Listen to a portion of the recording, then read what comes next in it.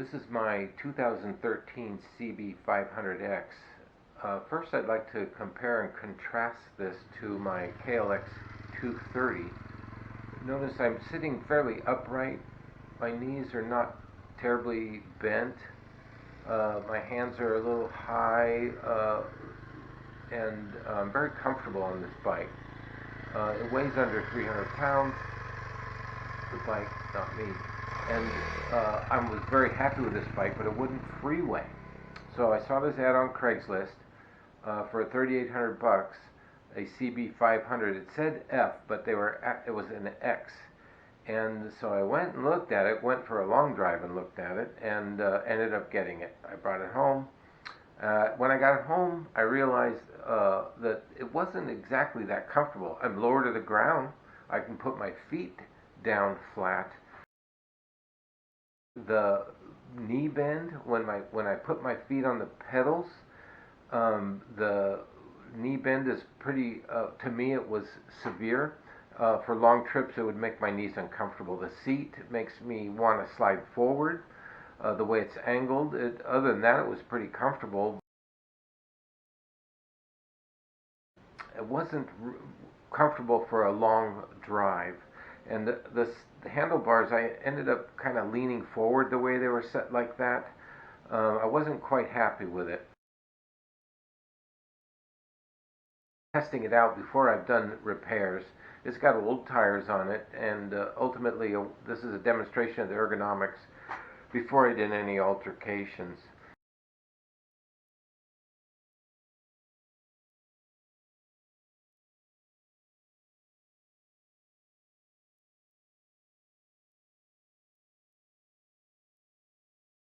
After I got it home, I realized that it had a scored rotor and worn out brakes in the rear.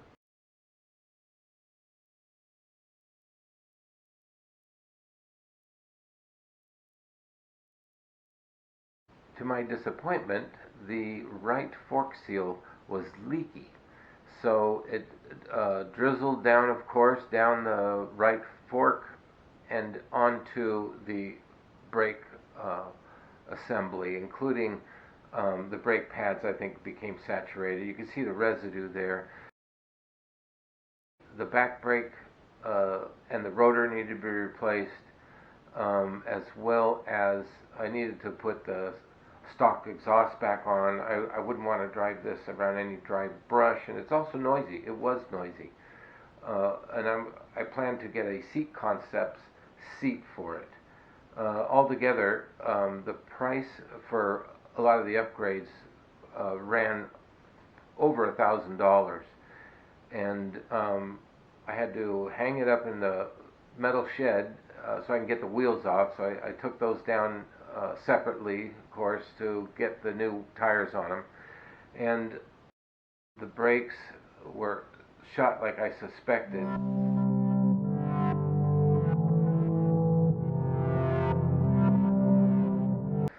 So there's my new rotor with new brakes, and ultimately I'm sure I have a lot better stopping power and more reliability in the rear brake system. And then when I did the front forks, replaced the fork seals, I put gaiters on. Of course, I redid the seat. There's the new Seat Concept seat, and I'm very happy with it. Comfort-wise, not only that, but it's a little cushier, and it doesn't make me want to slide up. There's my foot peg lowering blocks. These not only brought the peg down, but it seemed to bring it forward a little bit in an effort to decrease the angle of the knee. So there it is without the brake pedal adjusted. And also just rotating the handlebars. I didn't need handlebar risers. I just needed the handlebars rotated, and then of course I adjusted the levers.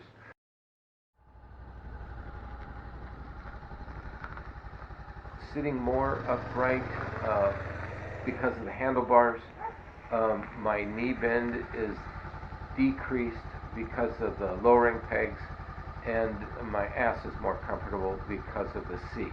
So all in all, I think I saved some money in fixing up this 2013. My thoughts are I probably should have bought a brand new one instead of going to all the trouble of fixing this one up, because it costs over $1,000 to do all this, and still it's a 2013 bike. It's 10 years old, but ultimately for me, I've kind of bonded with it through this course of events and all these repairs. It feels like a good bike for me for the type of riding I like to do, which is mild off-road, I'd say, and just cruising back trails and back roads, and it's very good for that. Being quiet is a good thing. I really like the stock muffler, and it's a smooth bike. There's not a lot of vibration. There's enough power to freeway on this bike. Please like and subscribe to this video. Thank you for watching.